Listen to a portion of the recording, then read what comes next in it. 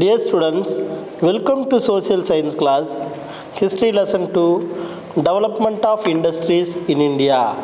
இந்தியாவில் தொழிலகங்களின் வளர்ச்சி.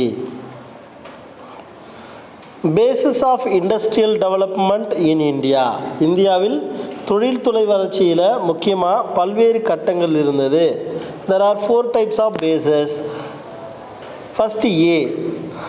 Industrial development during 1950s to 1965. இந்தியாவில் தொழில்துறை வளர்ச்சியின் பல்வேறு கட்டங்களில் முக்கியமாக முதல் கட்டமாக இருக்கிறது industrial development during 1950s to 1965. இந்த தொழில்துறை வளர்ச்சி அப்படின்னு சொல்லக்கூடியது 1950 முதல் 1965 வரை. During this base, a majority of consumer goods were produced in India. இந்த முதல் காலகட்டத்தில் இந்த தொழில்துறை வளர்ச்சியில் இந்த காலகட்டத்தில் அதிகமாக நுகர்வோர் பொருட்கள் கன்சியூமர் குட்ஸ் நுகர்வோர் பொருட்கள் தான் இந்தியாவில் வந்து நிறைய உற்பத்தி செய்யப்பட்டிருந்தது. த industrial sector was under developed with week infrastructure. இந்த குறிப்பாக தொழில்துறை வந்து பலவீனமான ஒரு உள்கட்டமைப்போடு இருந்தது, அதனுடைய வளர்ச்சி அடையாமலேயே இருந்தது.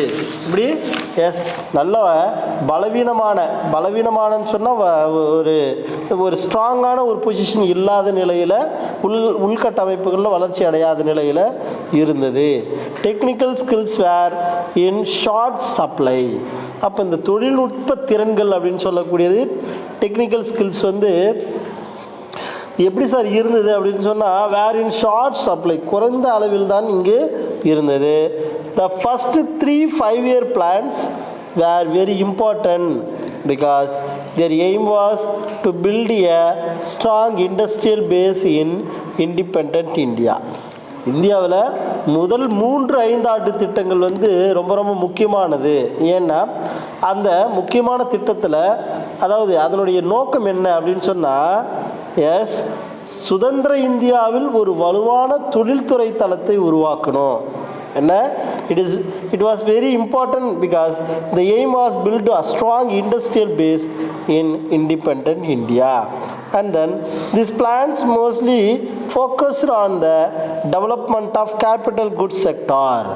இந்த திட்டங்கள் வந்து பெரும்பாலும் எதை சார்ந்தது இருந்தது அப்படின்னு சொன்னால் மூலதன பொருட்களுடைய வளர்ச்சியால் இங்கு சார்ந்து இருந்தது. அதில் தான் அதிகமான கவனமும் எடுத்துக்கொள்ளப்பட்டது.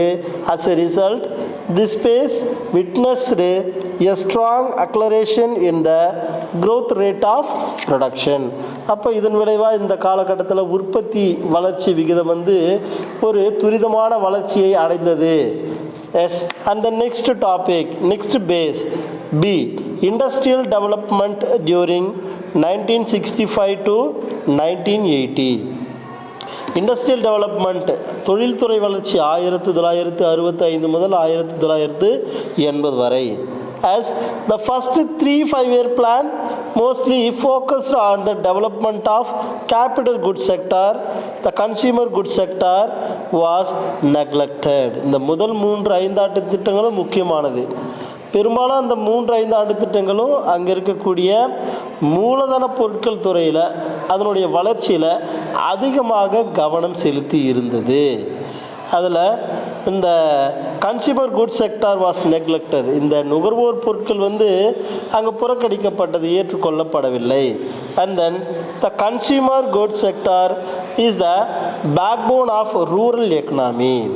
இந்த consumer good sector is the backbone of our rural economy. இந்த நுகர்வோர் பொருட்கள் வந்து கிராமத்தில் இருக்கக்கூடிய ஒரு முக்கியமான ஒரு முதுகெலும்பாக செயல்பட்டு கொண்டிருந்தது. As the result, there was a fall in the growth rate of industrial production. அதன் விளைவாக என்ன சார் ஏற்படுது அப்படின்னு சொன்னால் தொழில் உற்பத்தி வந்து வளர்ச்சி விகிதம் வந்து வீழ்ச்சி அடைந்து விட்டது. So this period is marked as the period of structural retrogression. அதனால் இந்த காலகட்டம் வந்து அதிகமாக ஒரு பின்னடைவு ஏற்படுத்திய காலகட்டம் அப்படின்னு சொல்லலாம். It is the 1965 to 1980. It is the second base. And then now we are going to learn the industrial development during the 1980s till 1991. தொழில்துறை வளர்ச்சி 1980 1991 வரை. It is the third phases. The phase 3 or base C. The period of the 1980s can be considered as the period of the industrial recovery. இந்த 1980 இந்த காலகட்டத்தை தொழில்துறையில் ஒரு மீட்பு காலகட்டமாக இது கருதப்படுகிறது. This period witnessed quite a healthy industrial growth. இந்த காலகட்டம் தொழில்துறை மிகவும் ஒரு வளமான வளர்ச்சியை ஏற்படுத்திய காலகட்டமாக அறியப்படுகிறது. And then fourth base, it is the final base D. Base D, industrial development post 1991 reforms. 1991 பொருளாதார சீர்திருத்தத்திற்கு பின்னாடி இந்த தொழில்துறை வளர்ச்சி எப்படி வளர்ச்சி அடைந்தது?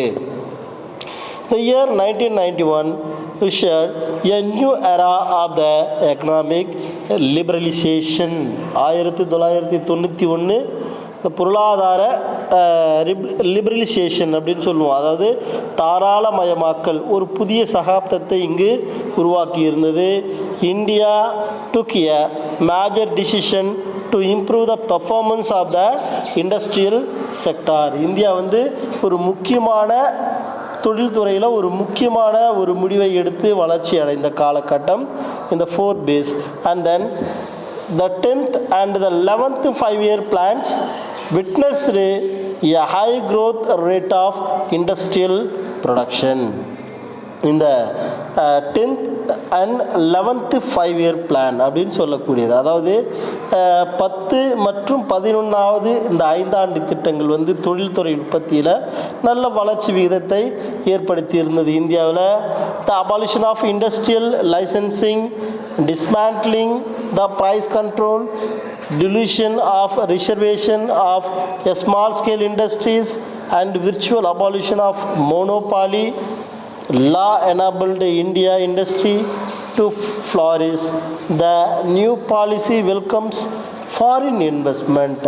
அப்போ தொழில்துறை உரிமத்தை அங்கே ஒழித்தல், விலை கட்டுப்பாடுகளை நீக்கிறது, சின்ன சின்ன தொழில்களுக்கான கொள்கைகளை வந்து நீர்த்து போக செஞ்சு அங்கே அதிகமான சட்டத்தை உருவாக்கி அங்கே இருக்கக்கூடிய பிரச்சனைகளை களைதல், அப்புறம் இந்திய தொழில்துறையை வந்து நல்ல செழிப்படைய செய்வது, அப்புறம் பொருளாதார கொள்கைகளை வந்து வெளிநாட்டு முதலீடு, அதாவது ஃபாரின் இன்வெஸ்ட்மெண்ட்டு, வெளிநாட்டில் இருக்கக்கூடிய முதலீட்டாளர்களை கவர்வது போன்ற பல்வேறு விதமான நடவடிக்கைகளை மேற்கொள்வது. தேங்க்யூ.